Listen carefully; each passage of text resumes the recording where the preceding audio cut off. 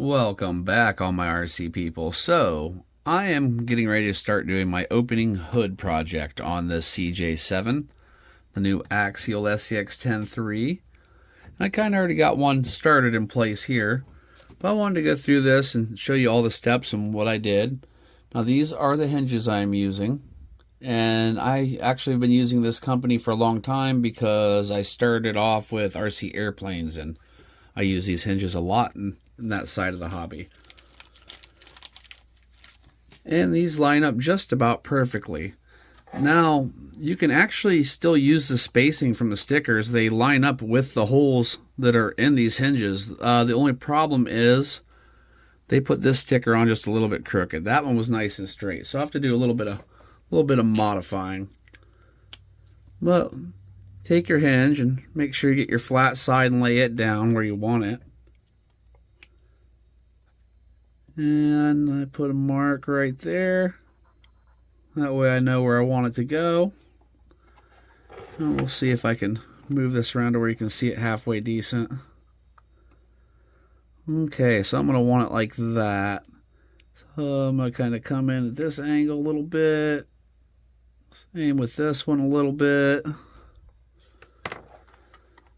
And then I've got my basic template marks marked out on there, and all you need is just a pair of regular scissors.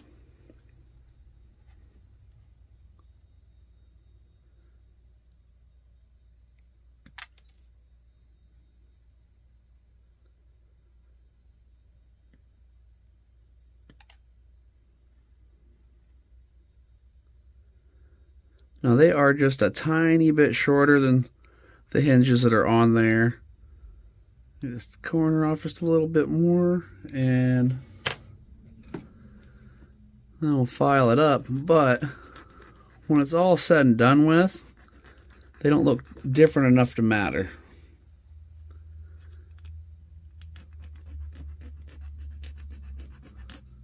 You just have to get your shapes all fitted in. Starting to look like a nice oval shaped hinge there. Okay, and you will lay that in place and start drilling and marking your holes. I said this one, the sticker was a little bit off by. Now, the reason I'm starting with the hinges first is when we get to the section where we cut the hood, I don't want to have to try to line these up afterwards. It's much easier to do it now while it's stationary. And all you have to do when you get it lined up where you want, my finger might be in the way a little bit here.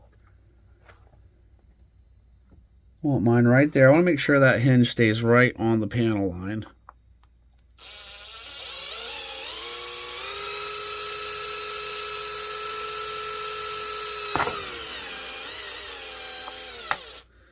And that's all you have to do for that. And then I'm using M2 hardware. Now that's something you're going to have to find on your own.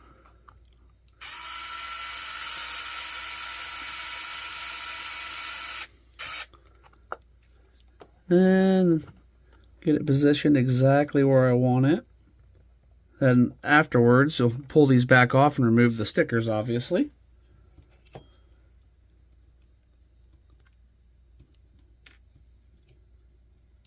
Grab another one of my screws here. Find another one with the right sized head. I went through all of my spare stuff I was not using until I finally found the stuff I needed. But you can just order some M2 stuff if you need it.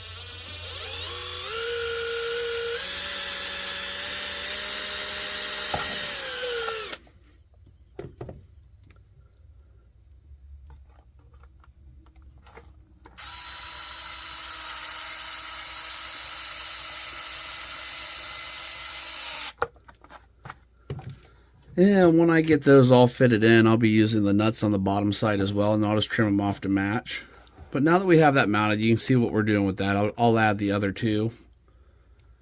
but we're going to need one on the end. Since these are a little bit shorter, I will have to drill that separately. So I'm just going to do that right here.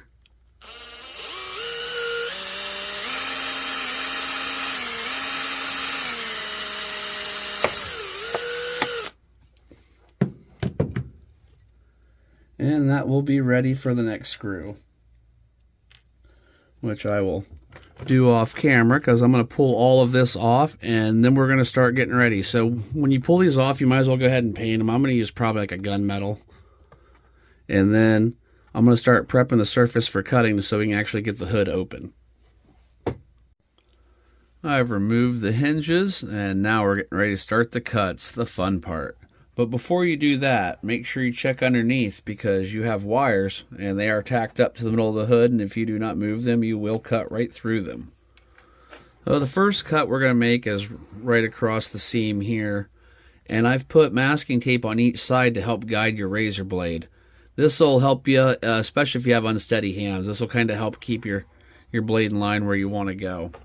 And then after that, the second score line is literally right across here, and it is just one of the nicest areas you could have to cut. I'm going to leave these screws in place until I'm done scoring through that, and then I'll remove these screws and cut the last little bit out. And for a hood clasp, I'm not even 100% sure we're going to need one. It might just fit right back in there,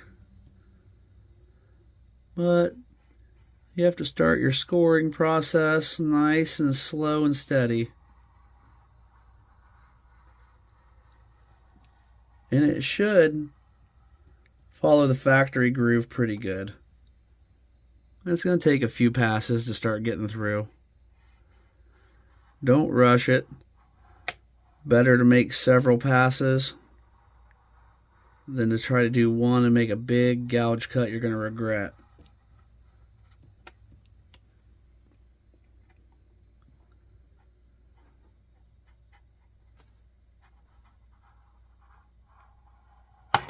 Ooh, not a very good razor blade there. See, that tape saved me. Looks like the tip of my razor blade broke off right in there. Well, that's not very good. Well, I'm going to switch to a different razor knife.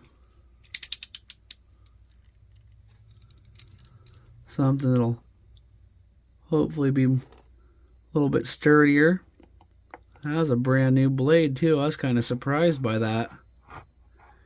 And it did too. It flipped that right in there.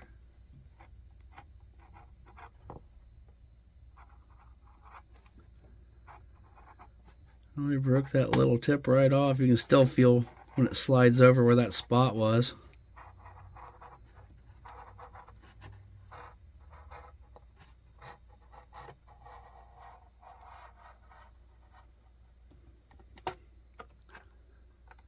It's starting to go through. I can feel it.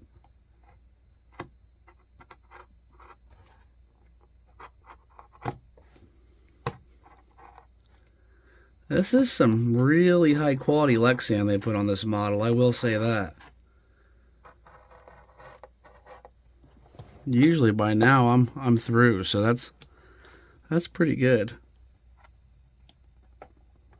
There we go. We're starting to, oh, there it went. Let's say I felt it starting to plunge in there.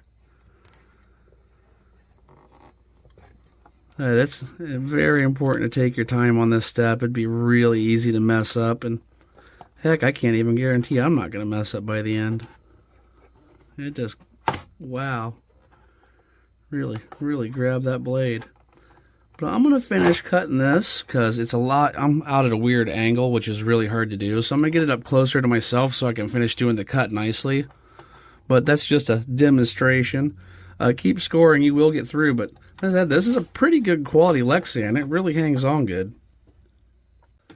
So after a lot of patience and a little bit of swearing, I finally got it. It took some time. This was some pretty high quality Lexan.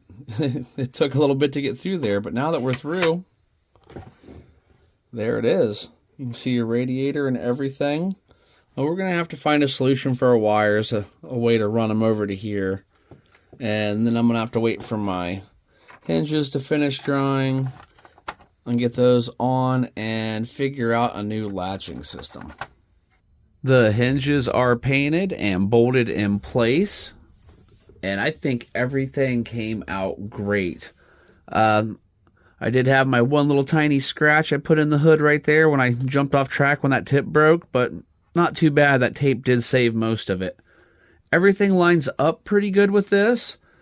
And what I have decided to do for my attachment, because I prefer a mechanical attachment over magnets, because I have a tendency to roll things over and try things I shouldn't.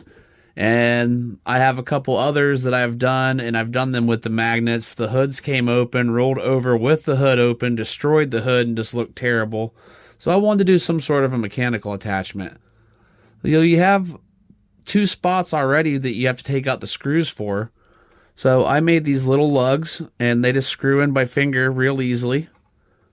I mean, because how often do you open your hood anyway? You take a couple of glamour shots with it, and then you hook it back up, and that's that. But all I did was take like a little M2 and then put 2 nuts on it.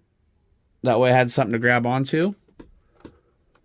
And take the other one out the other side. And they seem to thread in there pretty good by hand. And voila, we are open. Now I have some ideas for our wiring situation here. I haven't got that fully figured out yet, but what I think I'm going to do is they make just kind of a weaved black plastic or nylon covering that you can slide over wires for like on your 3D printers and little computers and stuff where you hold all the wires together. I think I'm going to use a piece of that and slide that over.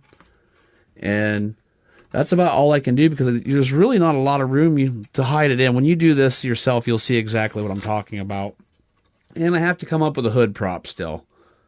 I'll do that in a future video. And you kind of have a gapping where these inner fenders set up in there.